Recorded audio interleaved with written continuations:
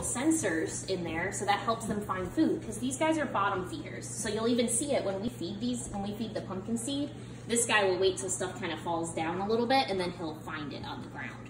So in the wild, they would be going around the bottom of the pond where they live and trying to find stuff using their barbels. They don't have great eyesight. You can see how tiny their little eyeballs are. Another cool thing about catfish is that they actually don't have scales. They have skin. So if you look really closely, he's kind of showing off for us, so that's good. You can see he doesn't really have like scales like this guy does, or these guys do. You can see where their scales kind of end. He has skin, kind of like us.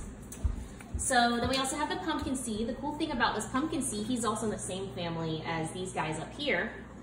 But the cool thing about sunfish is that they make nests for their young. So you can kind of see how it's hollowed out and there's big rocks here. So this guy, he made all of those himself.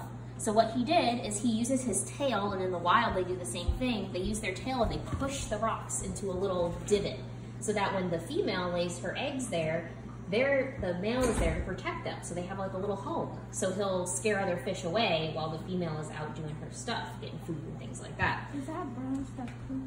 No, it's just big rocks.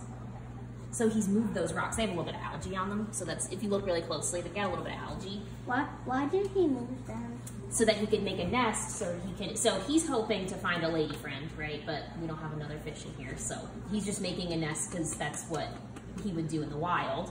But if there was a female fish in here, he would have a nest for her. So he would say, it's kind of like showing her, hey, I can make these nests, so you should be my girlfriend because I can protect the eggs whenever they're in the nest.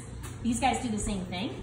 So you can see they have kind of these divots right here, and those are all nests that they've made.